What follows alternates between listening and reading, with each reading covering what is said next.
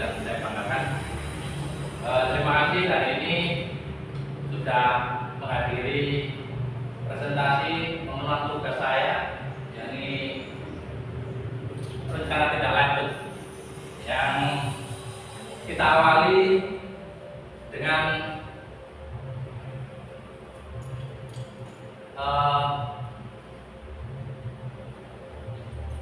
kita permainan dulu.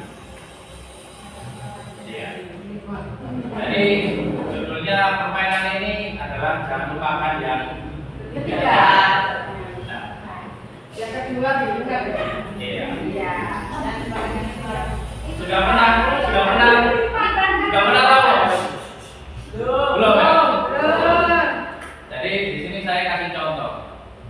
Contoh yang pertama adalah ketimun, yang kedua adalah kentang, dan yang ketiga adalah tomat. Ketimun, kentang, tomat. Jadi sekarang pertanyaannya, yang pertama adalah rokok, yang kedua adalah asap, lalu yang ketiga apa? Api. Rokok. Salah. Api. Apa itu? Ketimun, batu. Ketimun, kentang, tomat. Salah.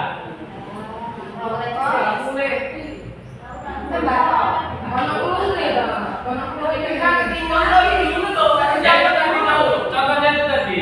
Yang pertama ketimun. Kentang ya. Yang pertama kentang. Ketimun, yang kedua ketimun, dan yang ketiga adalah tomat. Nah, sekarang kita lanjut contohnya atau pertanyaannya. Yang pertama adalah rokok, yang kedua adalah asap, yang ketiga apa? Salah. Sesak napas asma. Salah. Sekarang kita lain contoh lagi. Jangan makan yang ketiga. Jangan lupakan dari Tadi lupa. yang pertama adalah kacang, yang kedua adalah kedelai, dan yang ketiga adalah Tempe. ini. Salah.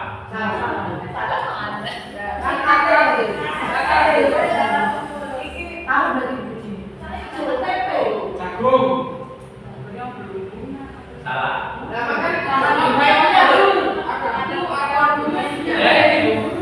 Judulnya ini, jangan lupakan yang ketiga. Iya. Kacang.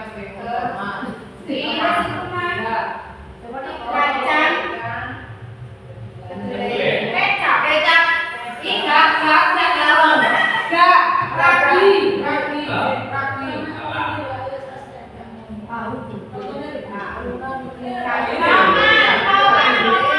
Kata kuncinya di sini. Jangan lupakan yang ketiga.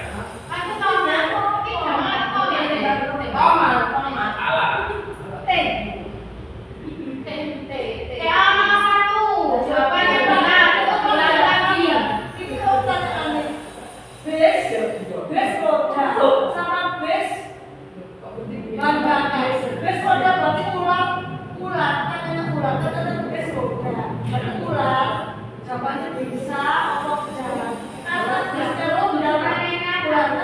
Ulang lagi. Jangan lupakan yang ketiga.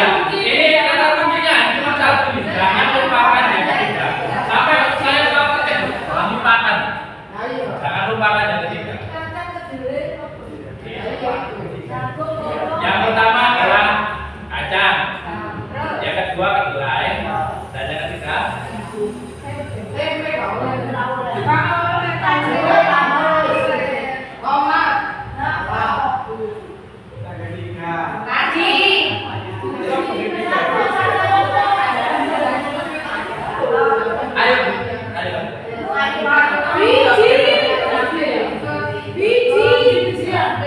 salah.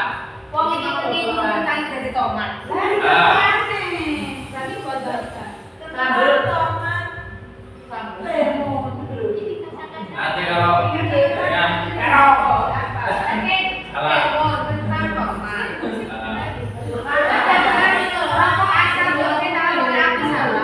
Lagi-lagi, saya akan ngomong lagi.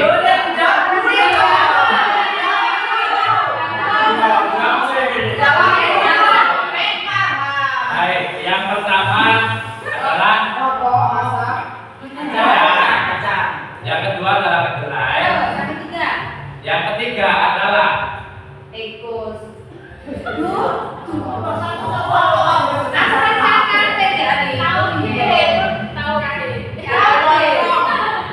apa yang ketiga?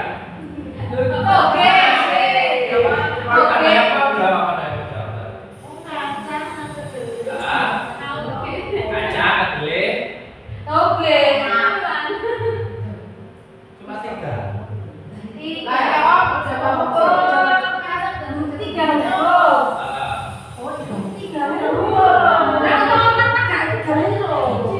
Yang pertama kacang, yang kedua kedelai, dan yang ketiga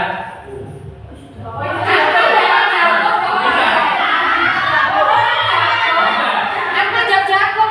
Lagi-lagi, sekarang lagi. Ya lalu salah jawabannya. Sekarang yang pertama adalah kursi, ya. Yang kedua adalah meja, dan yang ketiga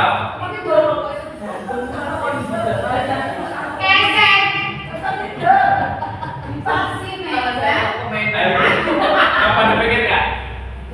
Kata kuncinya di sini. Yang ketiga, jangan lupakan yang ketiga.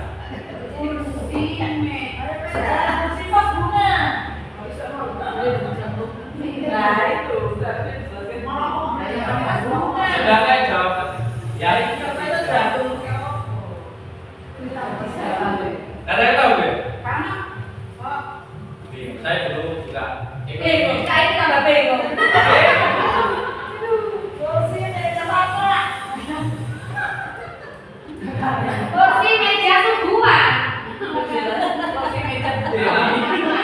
Kurang sedikit. Kurang sedikit, Bu. Ayo.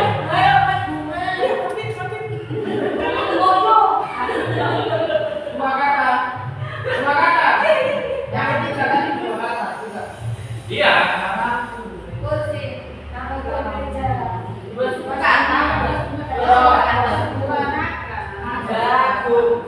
Jangan lupakan yang ketiga.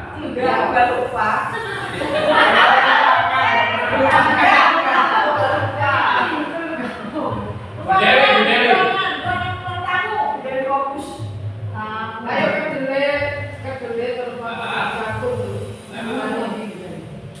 Belum bisa menerka dan mencerna. Baik, langsung saja. Ya. Jadi kata kuncinya harus berurutan. Yang ketiga. Jangan lupakan yang ketiga dari yang ketiga ini kata kuncinya. Urutannya kalau mau jawab, yang pertama kacang, yang kedua kedelai, yang ketiga kata kuncinya yang ketiga itu. Bukan langsung dijawab jagung, salah. Karena tidak ada yang ketiga. Paham nggak? Jadi harus ada jawaban. Jangan lupakan yang ketiga. Jadi yang ketiga ini harus ikut.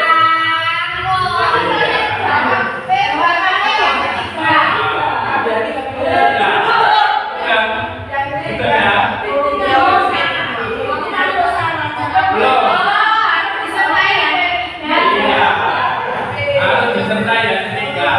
Sekarang kalau yang pertama meja, yang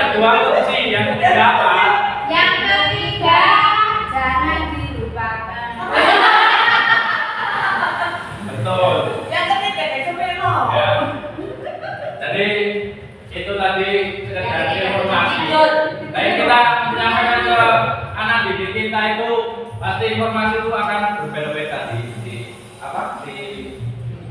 oleh otaknya, pikirannya mereka masing-masing. Ya. Jadi langsung saja Ibu ya. Berarti yang ketiga berharga. Itu yang keliru. Iya. Disuruh benar saja. Nah, jadi hari ini saya akan menerangkan tentang rencana tindak lanjut yang akan mungkin saya lakukan dalam waktu dekat ini. Jadi latar belakangnya di sini adalah peran guru dan tenaga pendidik sebagai sangat penting bagi terjadinya transformasi pembelajaran murid. Akselerasi transformasi pembelajaran murid dapat terjadi jika para guru dan tenaga pendidik senang dan rutin belajar untuk meningkatkan kompetensinya. Peningkatan kompetensi guru dan tenaga pendidik dapat dilakukan dengan berbagai cara, seperti pelatihan, pendampingan, monitoring, coaching, ataupun komunikasi belajar. Jadi komunitas belajar itu atau kombel adalah salah satu strategi untuk peningkatan kompetensi guru dan tenaga pendidik. Jadi kombel itu kita akan saling memberi wawasan untuk kemajuan pembelajaran yang akan datang.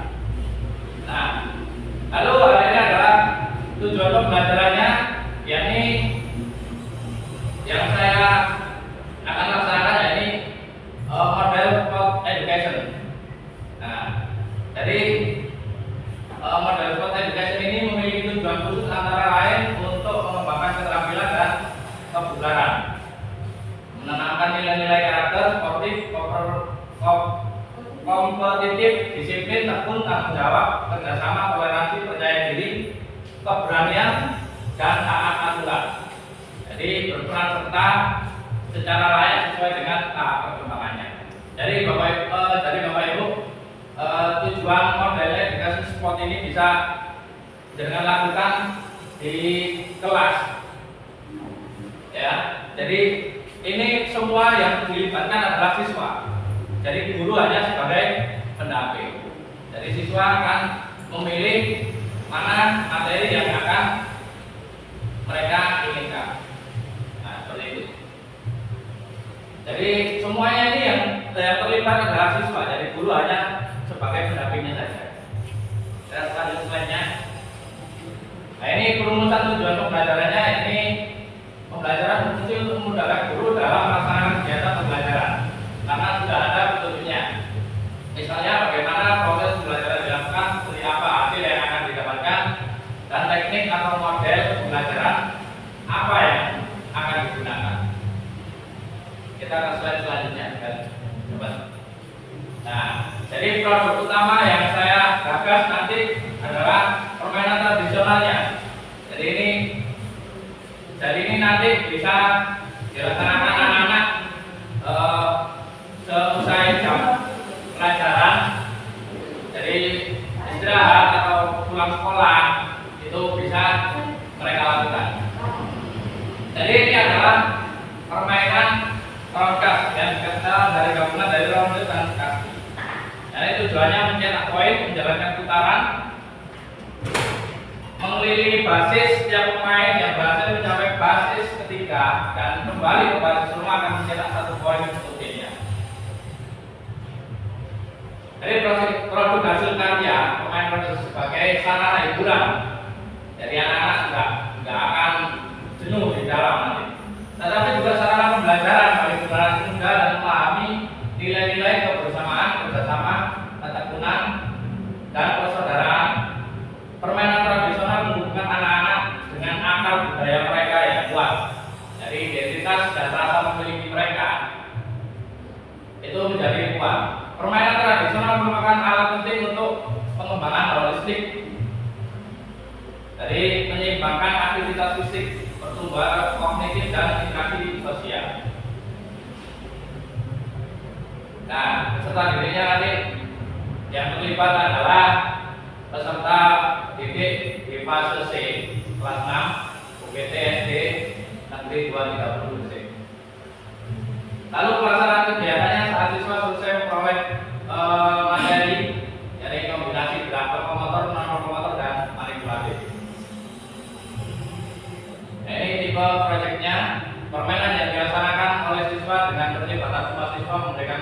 siswa berbagai peran menumbuhkan rasa jiwa kepemimpinan, memahami peraturan permainan yang disepakati. Jadi yang mereka sepakati sendiri, yang mereka bisa mainkan diri atau kan peraturannya mereka pahami. Nah ini sport education model. Jadi disingkat sebagai SEM. Ya. Kalau di pembelajaran kelas entah nanti tidak tahu dikembangkan seperti apa juga nggak tahu. Yang pastinya SEM ini nanti bisa pasti dikembangkan di materi-materi pembelajaran yang lain. Olahraga nasional ini bukan hanya sekedar aktivitas fisik, tapi juga mencerminkan nilai-nilai sosial, budaya, dan spiritual. Dengan mempertahankan dan menghargai olahraga tradisional, masyarakat turut melestarikan sejarah dan identitas budaya mereka. Ya. Jadi ini ada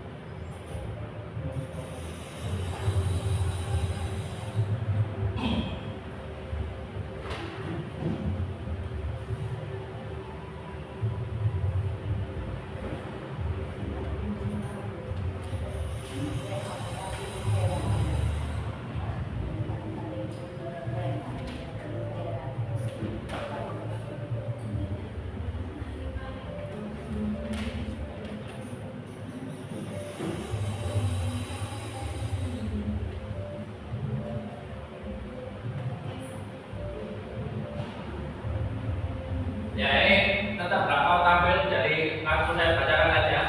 Jadi di sini ada tabel menggambarkan karakteristik pembelajaran berbasis objek. Yang pertama yakni mata pelajaran yang menjadi lokomotif, yakni PJOK. Lalu mata pelajaran lainnya yang terlibat adalah sosial budaya, agama, dan masih banyak pelajaran yang terlibat di situ. Lalu ada peran yang terlibat yakni seluruh siswa dari guru kelas dan guru PJOK.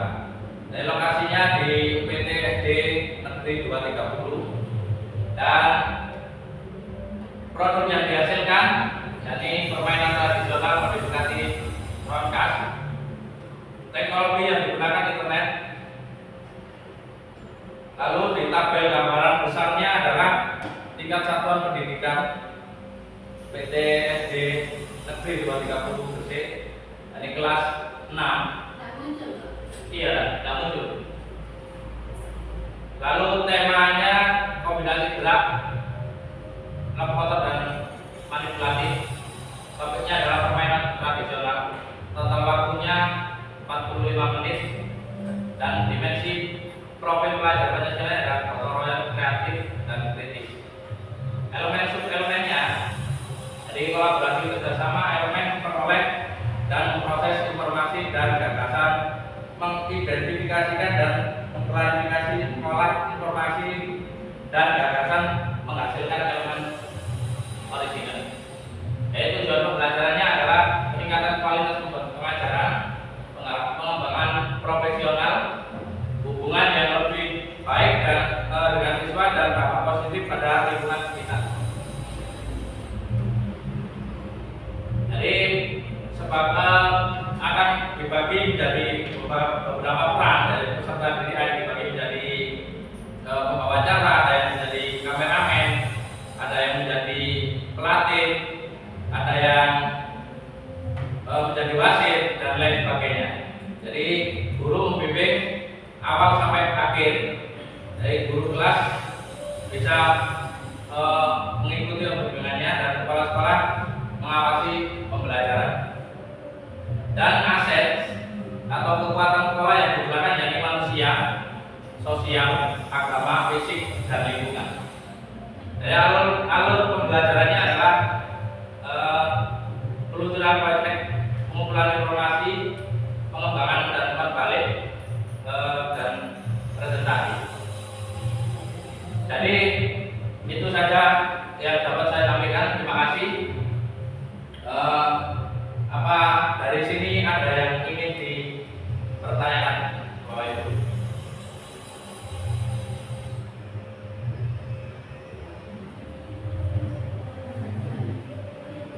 Jangan tanya ya, lupakan yang ketiga tadi ya. Soal ini nanti ilmu khusus bisa dengan sampaikan sendiri untuk. Tapi kalau sudah masuk diseminasi nanti pasti ada kata-kata seperti itu dan banyak lagi kata-kata seperti itu. Baik Bapak Ibu, cukup? Baik, saya akhiri demikian presentasi saya. Saya akhiri. Wassalamualaikum warahmatullahi wabarakatuh. Ya.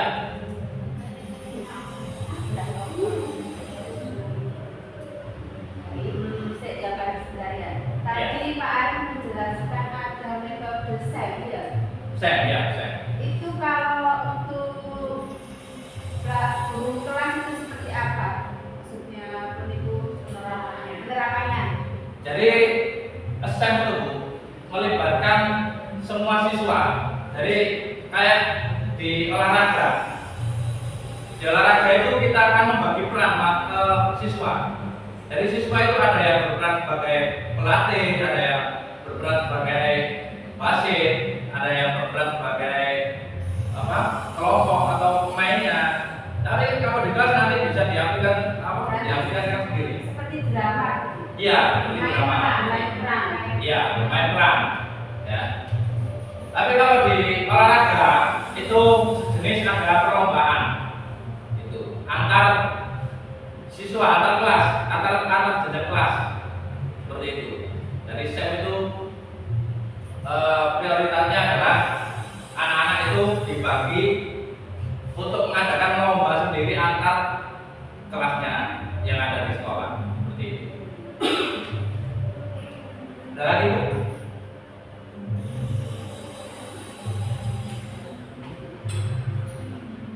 Oke, karena waktu sudah nanti terlalu sore, maka saya akhiri